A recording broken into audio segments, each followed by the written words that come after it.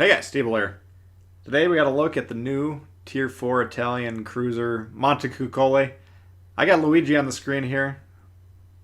Two different options. You got the fuse shortening AP option, the non-fuse shortening AP option. I'm using that one. That's kind of the standard AP penetration slash damage buff that a lot of cruiser commanders have. Seems to be working better on the ships that have the 152s, which are the only Italian cruisers I've been able to test out so far. Tier 3 I got, Tier 4 the Monte, and then Tier 6 the premium Abruzzi.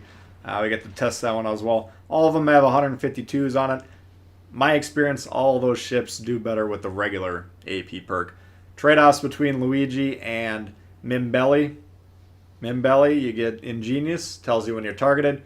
Quite useful information when you're in a paper-thin ship that blows up anytime a battleship hits it. And then, well, it's faster all around, more nimble all around with the Mimbelli. But the turret traverse, also better. This not quite as bad on the Tier 4 as it is on the Tier 3, but both of these ships you can outturn your turrets, which you might see a couple times in this game. Pretty annoying for cruisers when you're trying to dodge shots, but the guns are stuck halfway in between positions. In traverse, then you're kind of swinging back and forth, trying to get those guns going, and it's, cutting into your overall DPM. Anyway, here we deploy the smoke. Currently, regular smokes, they have said at Wargaming they are working on the exhaust smoke, the rolling smoke. Basically how that one works, as far as I understand it, is you can basically go full speed and the smoke keeps up with you. It's very short duration, so like the smoke as it's applied on the map will dissipate after what, 5-10 seconds, who knows. But it doesnn really matter how fast your ship's going, the kind of smoke will follow you around for the duration of the consumable. G101 coming in here, we're going to be popping him. Going to be pinging my team to keep shooting at him. Low tier destroyers tend to only fire torpedoes at other destroyers. You see it at high tiers too, but it's particularly prevalent at low tiers. I don't know why. Go ahead and use your guns. It'll give you a massive advantage. But looks like we're going to be the only one shooting at him. So it's going to take a little while to get rid of this guy. Going over the ship's highlights, stats, highlights. The main one, 9.1 surface detection. Compare that to Emerald 9.9. Both of them running Makawa as inspiration. So you do have tier leading concealment if you should use it. 37 knots in the water. Now that's 2 behind the Emily at 39, but that's a real speed demon. Both of these very fast cruisers. So you have good mobility. Turn radius 610 on this thing, so that's quite elite as well. Very good dodgeability, maneuverability, plus detection.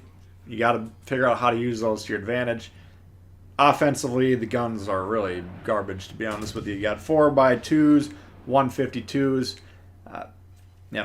range 13.4, garbage, reload 13.9, garbage, traverse, even with Einstein on here, 26.1, garbage, HE damage, 2100, on the low side, 11% fire chance, garbage, and AP damage, 3150 on my build. Kind of middle of the pack. So there's nothing good really offensively. You get very quickly reloading torps, 55 seconds per tube to reload those. But, they're 53 knots in the water, so they're more distraction type torps. You're not going to really be hitting much with them. Maybe you'll catch something occasionally, but they are what they are. So that's why I'm running Luigi on this thing, just to squeeze out as much damage as possible. That's an 11% fire chance with the double HE fire start chance on the build, plus the AP pen. That AP damage that we listed had that slot 3 boost. Now it's probably relatively low level, probably halfway leveled up, because this is a level 11 commander with only 1 level of legendary status on it. Doesn't matter. I mean, this one's not going to be pumping out the damage, so it's just one of those cruisers where sometimes you're going to have games. At the end, you're going to be sitting there panting, sweating, wondering what exactly happened, and then you'll just look up at the score and be like, oh, why did we not do any damage? I don't get it. So it is what it is. Hopefully, you guys are telling me you're liking at least the Tier 6. Some of you guys have said you like the Tier 5. We'll see how the line progresses. So far, my crates haven't been that lucky, but the Montecuccoli, better than the tier 3, what is that one called? I didn't even write down the name. Just whatever it is, it sucks. Anyway, jumping into this game here, we're down 3 ships, 6-3. Not looking good so far. But we do kind of... We're not in the horrible position here. We're fairly tightly grouped together. Now, positionally, that's not necessarily the greatest, but it allows us to at least get in the mindset of taking these fights 3v1, 3v1, 3v1. If your team can do that sequentially, you're actually outmanning the enemy team. Even though they have 3 more ships on their team than we currently do, we have 3 ships that can engage this Nassau, or will be able to, at least when he pulls forward a little bit. And if we can continuously create those situations and exploit them, again, mismatches, 2v1, 3v1, if you can get that rolling, then you can quickly pull back an enemy lead. So that's the game plan. My team is being a little passive. Cruiser's actually backing up. I don't know if he's what he's doing, but he's probably trying to protect himself. Not the end of the world there. We got a Brask being very aggressive. Now we're going to be flipping back and forth on this Nassau, just getting those torps down. If we can happen to hit them, great. But, we're not going to spend a lot of time aiming or calculating or anything like that. Just get them down. We're just trying to create confusion here. But the Brask, some of these guys in the enemy team, you can kind of put yourselves in their shoes and think about it. They're thinking, wow, we got a huge lead here. Time to pile on, go for broke. And then he's seeing some tier 4 dude who's like angling and kiting and picking the targets properly, trying to kill the destroyers, then the cruisers, then the battleships. And, it's just a situation that can quickly spiral out of control. So even though you have a lead, you can see it's basically a 3v3 down here. They got some unknown ship way in the northeast. He's probably coming down here. Then they got a couple guys sitting in the base doing nothing. So, again, you got to evaluate the game beyond that top little ribbon that shows you the score, shows you the ship count. You got to evaluate the situation here. This is a much more dangerous fight for these guys than they suspect. Barask is dead. Tenrayu, we go ahead and switch over the AP. Even though we were almost loaded in on the HE, you're going to see why here in a minute. Broadside Tenrayu's one of those dream scenarios that we don't get to shoot at very often, kind of like a broadside Danae. But we get the AP loaded here. Line up the shot just for a good measure, and he gone. Pretty easy shot there. It's a good introduction to the Japanese cruiser philosophy, which is if you get shot in the sides, you're dead, so don't do it. Hopefully he started to learn that lesson there. And then Nassau. We're looking on the map. We got a couple guys. Uh-oh. We got torpedoes here. I'm not even going to throw down the Price is Right widespread music, because he almost caught me unaware there. And we'll give him some bonus points for trying, so we're not going to... I'm not 100% sure those are widespread. They could just be low-tier, inaccurate torpedoes that spread out. That's also a possibility. Anyways, we evaluated the fact that we have a couple guys near us that are likely to be alive for a little bit long, or long enough, at least, to make the smoke worthwhile. So we plop the smoke down. Usually, using the smoke in the middle of nowhere as a cruiser isn't ideal. You'd like to get by islands that'll allow you to disengage when the smoke runs out. But again, desperate times, desperate measures. We've clawed back, tied up the score in terms of ship count at least, but we still need to be aggressive. They got a high health New York. We got low health ships on my team, I believe, and we don't know what those other cruisers are doing. But considering the fact that they haven't done anything for the last 15 minutes, they probably got a lot of health, would be a safe bet.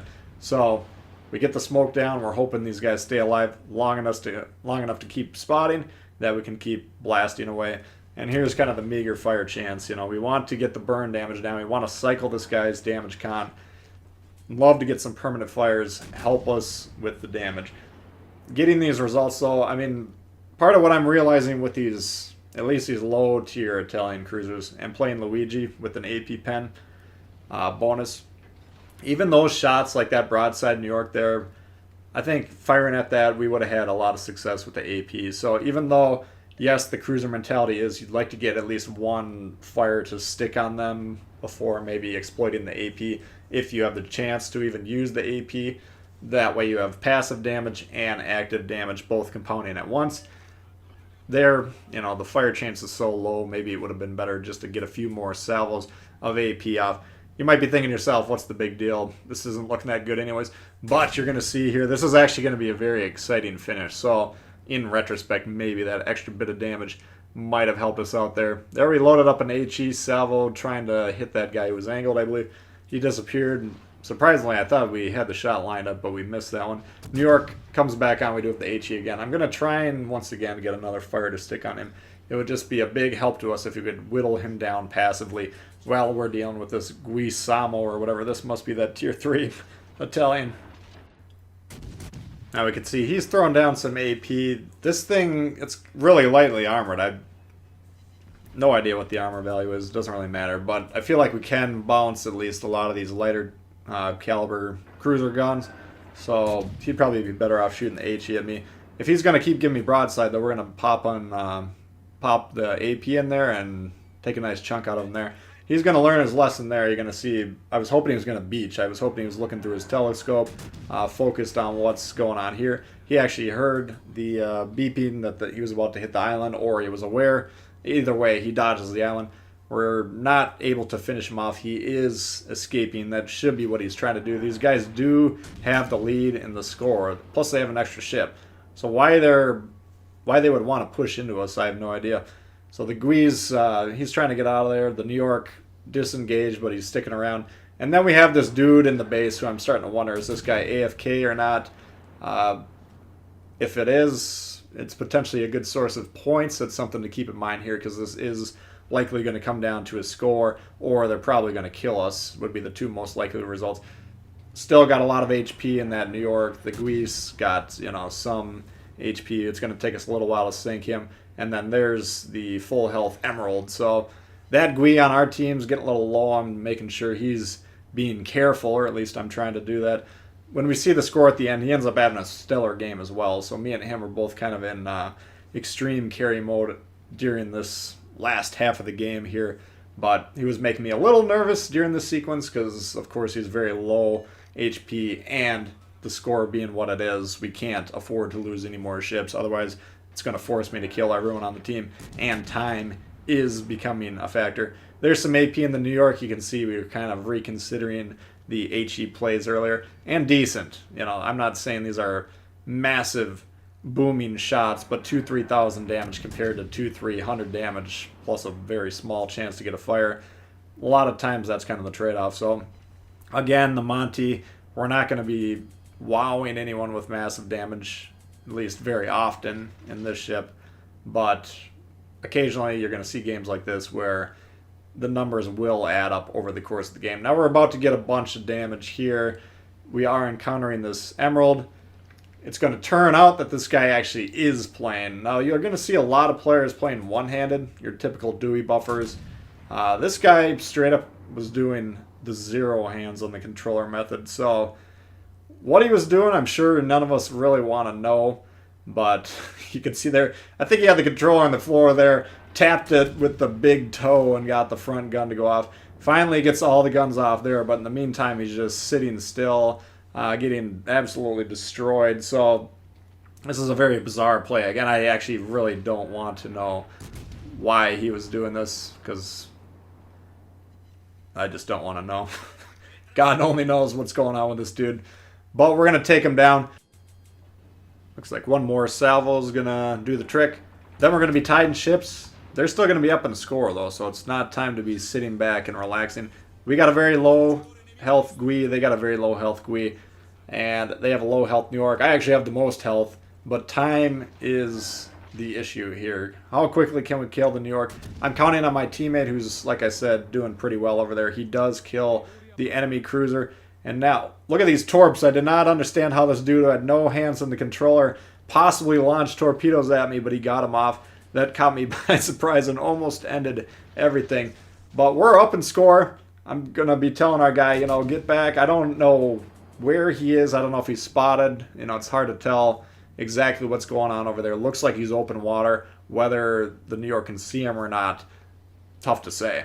But if he gets hit by the New York, we lose. If he doesn't, we win, unless, of course, I die. But I'm trying to do my best to make sure that happens.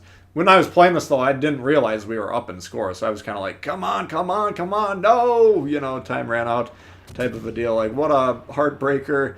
And then the score pops up, and me and the dude on my team are, like, way ahead of everyone else in the score, and I'm like, wow, look at those scores. Even as a loss, we, like, manhandled the scores on their team, but we did end up winning the game. For some reason, I thought he killed our cruiser when I was playing. I don't know what happened. I was trying to get him with the AP there, but ran out of time. Anyway, kind of a wild Tier 4 game, I thought, so hopefully you guys did enjoy that one. We weren't quite able to squeeze the Kraken out of it, but pretty exciting for a low-tier game. If you like that one, please hit the thumbs up. If you're new to the channel, consider subscribing. Lots of World of Warships coming all the time. Questions, comments, leave them below. Love to hear from you guys, and we'll see y'all later. Peace.